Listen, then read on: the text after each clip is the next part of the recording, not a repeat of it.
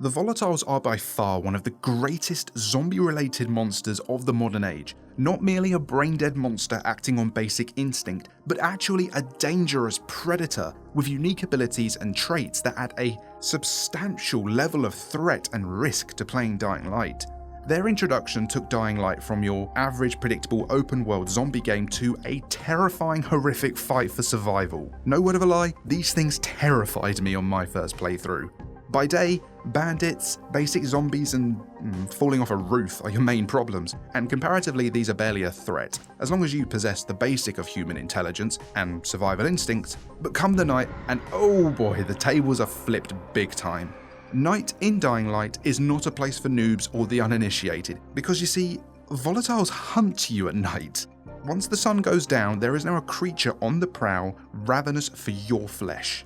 But while the origins of the main zombies are pretty straightforward to understand, the origins of the Volatiles can be seen as contentious and speculative given the ambiguity and the confliction between games. And so that leaves us with a question: where did the Volatiles come from? So much to his displeasure, and most certainly against his will, I have roped in Mike to help us solve this conundrum today. So grab your meat cleaver, grab your flares, jump 100 feet onto a trash pile and miraculously walk away, and let's go hunt down the Volatiles. But before we go wandering off willy-nilly into a volatile nest, let's provide a bit of context for those unfamiliar with the lore.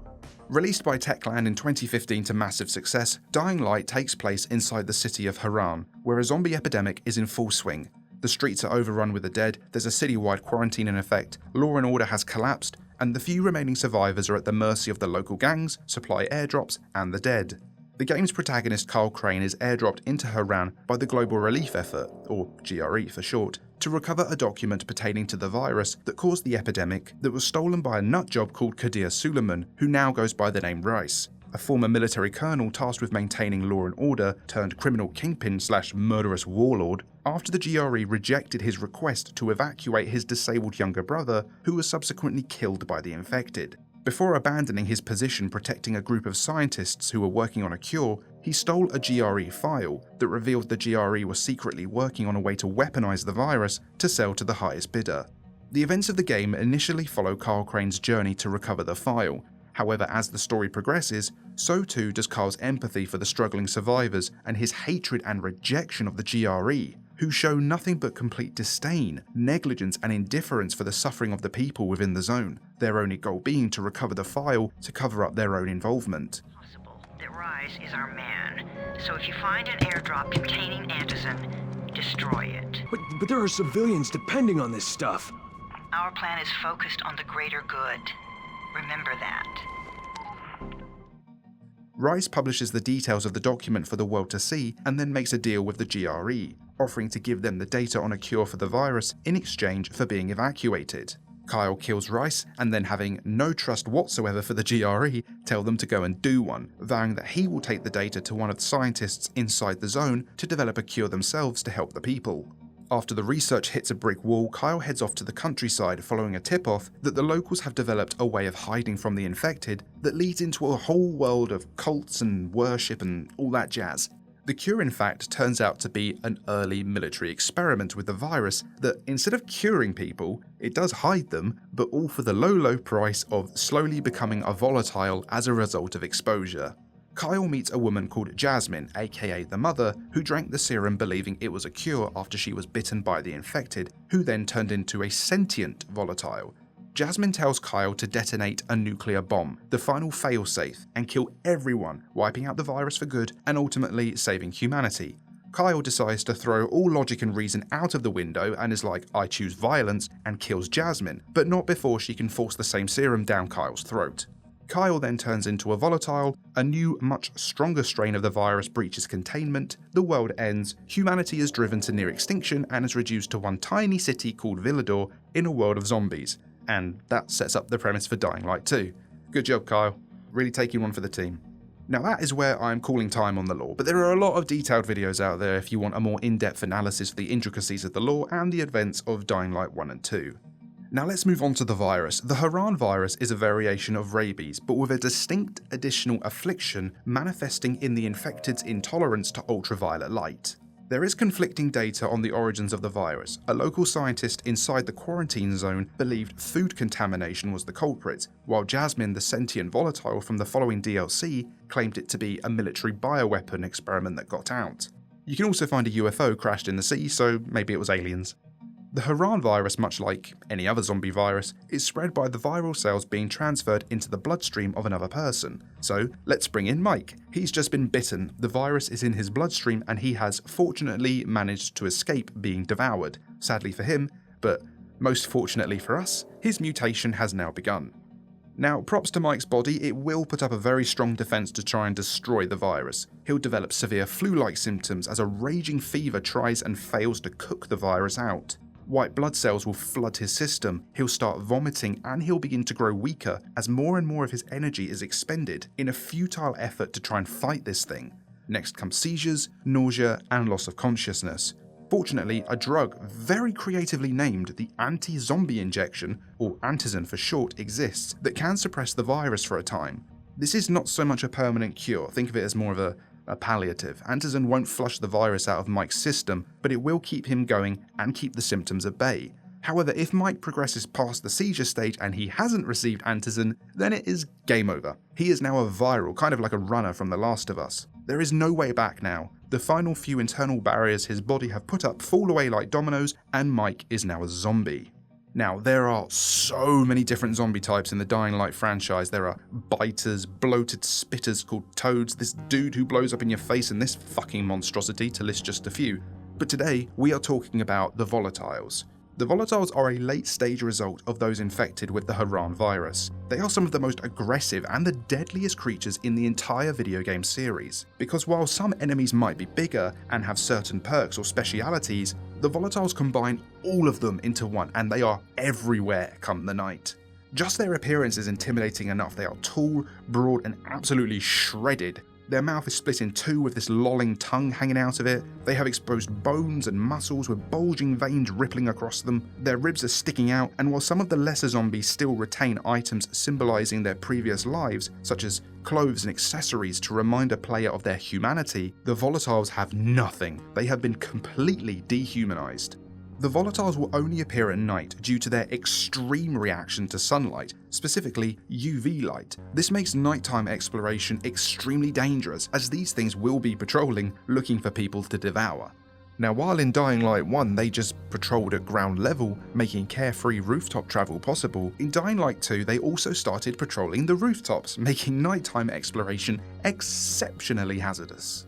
Volatiles are almost constantly in a state of high alert thanks to both their supreme predatory instincts coupled with an oversupply of adrenaline.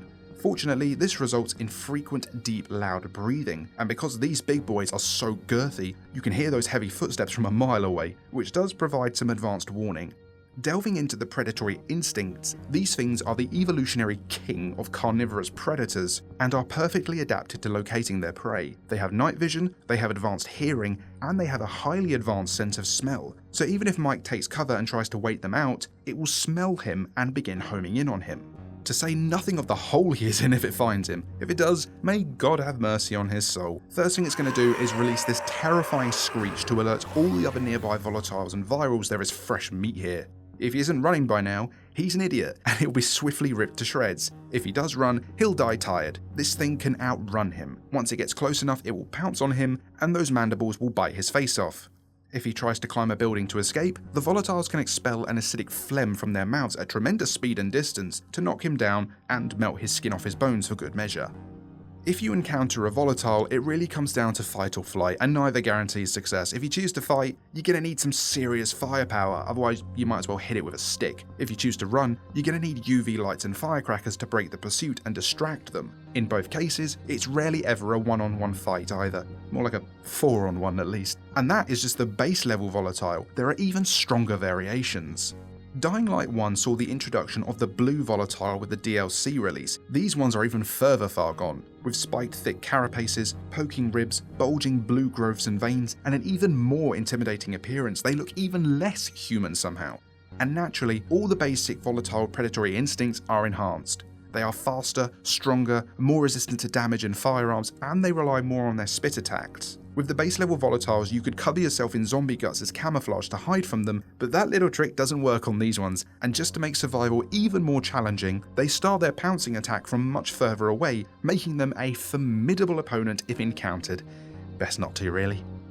Dying Light 2 offers up the Tyrant Volatile above its base level THV variant. This fucker breaks the mold. First and foremost, it's immune to UV light. Yep, you can forget about UV traps and lights and even the sun coming up to save your ass here because those days are gone. They are much larger and much more formidable. They act more animalistic too. They will pounce, regularly move around on all fours, they can chain their attacks, they are much more agile, and if they do get on top of you, your health will fall off a cliff. And their roar will summon in tons of base level volatiles just to make the situation even worse. So given just how drastically different and how much more aggressive the volatiles are compared to the regular zombies, we have to ask, where did the volatiles come from? Well, I'm going to tell you, and it's not pleasant. So the process of becoming a volatile differs greatly between Dying Light 1 and Dying Light 2. In Dying Light 1, two ways are presented to us to demonstrate where the volatiles come from. There is firstly what I guess you could call the natural way. So right at the start of the epidemic, before the volatiles were much of a thing, the early zombies began dragging human carcasses into dark places to consume away from the sunlight. Now, some of these carcasses weren't in fact dead, they were still alive, and when a living human is dragged into a Harran Virus flesh pit, some crazy shit goes down. The captured human undergoes a sort of gestation. Think of it as a form of metamorphosis, like a caterpillar turning into a butterfly. So the human will firstly begin to undergo a series of mutations to keep it affixed to the gore pit it is in. The virus is already in their system, so this is nothing to do with prolonged exposure, but rather to keep the captive there while the mutation continues. If they weren't, they might wander off into the sunlight and the UV light would stymie the process. Volatiles need a total lack of UV light to be produced. Now, isolated and restrained, the main mutations can occur. The muscles will enlarge, the senses will improve, the ribs will snap and deform, and the whole time the captive is still alive and cognizant of what is happening. The actual time it takes to change is unknown, but the end result is always the same. The human that once was is gone. There is not a single piece of anything human left in them. There is no light behind the eyes, there is no voice, no memories, nothing. Just a feral animal. There is one particularly gruesome scene from the following DLC where a human mid-transformation is bathed in sunlight and is literally being cooked alive. He is part volatile, but because the UV light has corrupted the transition, he retains part of his humanity.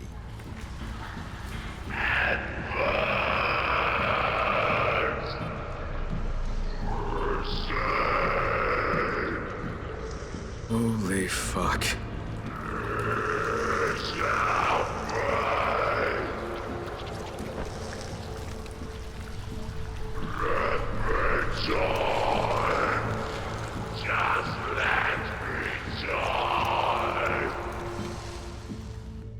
The second way to become a volatile in Dying Light 1 is quite a special and unique one, and by far not typical. The military were experimenting on the Harran Virus to create a bioweapon before the outbreak occurred.